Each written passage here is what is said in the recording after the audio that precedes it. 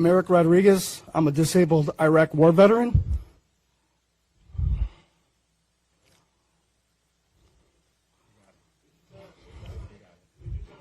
A VA worker, a proud SEIU union steward representing Illinois. I proudly serve my country, and now I proudly serve my fellow veterans. But right now, the Trump administration is trying to cut the VA, frontline workers, and let billionaires steal our health care. Veterans, we are under attack. Last week, 1,400 workers got fired illegally. 22 of them were my colleagues at Hines VA Hospital. Some of them didn't even get a real notice. All they got was this, an email with X's where the date should be and no name.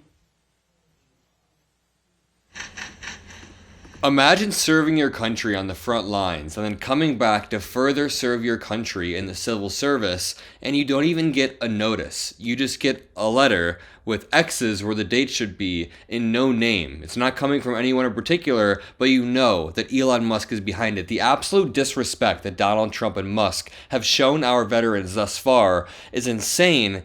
And it just keeps getting worse. They are indiscriminately firing thousands of VA workers and veterans. And when they say they're trying to cut out fraud, waste, and abuse, that means they think our veterans are wasteful. They don't belong to be working in our government. Either way, let's continue watching disabled combat veteran and VA worker Eric Rodriguez breaking down his experience getting fired. That's how little they think of people and our veterans in this country, and that serve our country. They're slashing staff, crushing unions, and selling out the VA for what?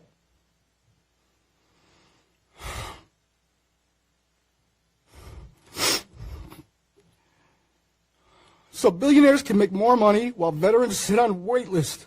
Or worse, they'll get no treatment. Our president was asleep while Musk was at the wheel. Do you know what happens to a service member when they fall asleep when they're on duty? Veterans don't trust him. He's not one of us. We're not about to sit back and take the SEIU. We're fighting back. We're organizing and we're taking action. We're not going to back down. On the south side of Chicago, we stand on business. It's time for you to do the same. We've done our duty. Now we're asking the administration and Republicans to do theirs. We serve this country. We know how to take it. Take the fight to them. And we know how to win. Thank you.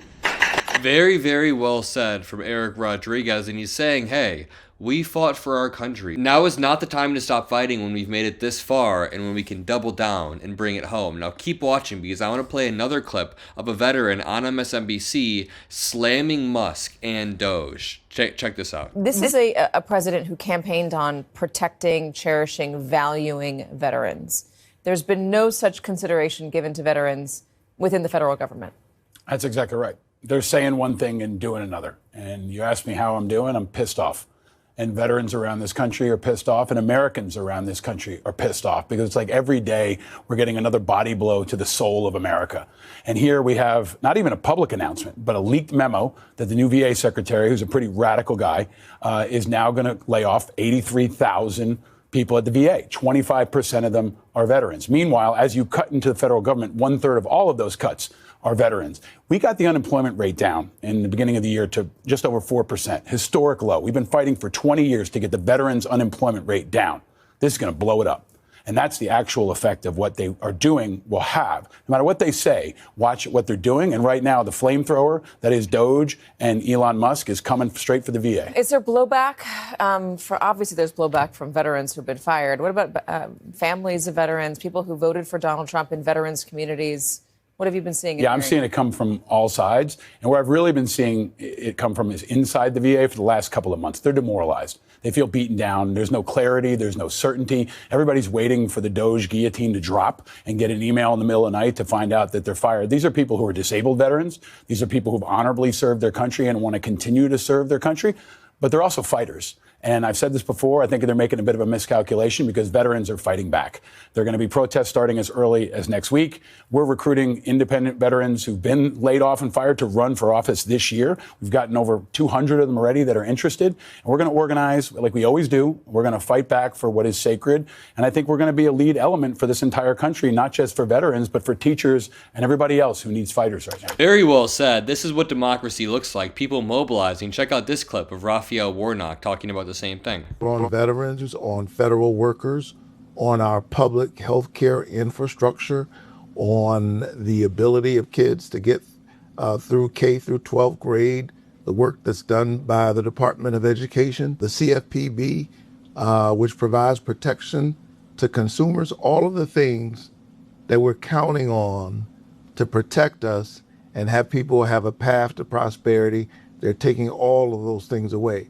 I think it's important to acknowledge that, but also it's important to acknowledge why they're doing it, because that's just as important. Why are they doing it? To pass a tax cut for the wealthiest people in America. I mean, the wealthiest of the wealthy are the ones who will benefit by and large from this tax cut. And oh, by the way, they're putting a $4 trillion hole in the deficit even as they do it. I just want to end this off by saying playing with veterans in the VA should be no joke. I mean, in any normal world, this would tank Trump's approval rating. And I think we're going to start to see that as veterans and their family members are affected. We see this article. The Trump admin plans to cut 80,000 employees from the VA, according to an internal memo. And this came out just 2 days ago. So this is yet to happen. As it happens, we're getting more reports that, quote, it's like a blitz attack. Veterans Affairs mental health experts liken Elon Musk's constant emails asking people to resign and to get the hell out of there to warfare, or at least for veterans who have been to war and don't like the unpredictability of being just constantly hammered home with emails. It's probably not great for their mental health. Elon Musk has called his, quote, what did you do last week emails a pulse check, which in and of itself is pretty offensive. He's saying that most of our federal workers basically don't even have a pulse, or at least they're not effective enough to. Quote, do you have a pulse and 2 neurons? Elon Musk said to laughter at a White House cabinet meeting regarding civil workers. Some mental health professionals with the Veterans Health Administration do not find it funny.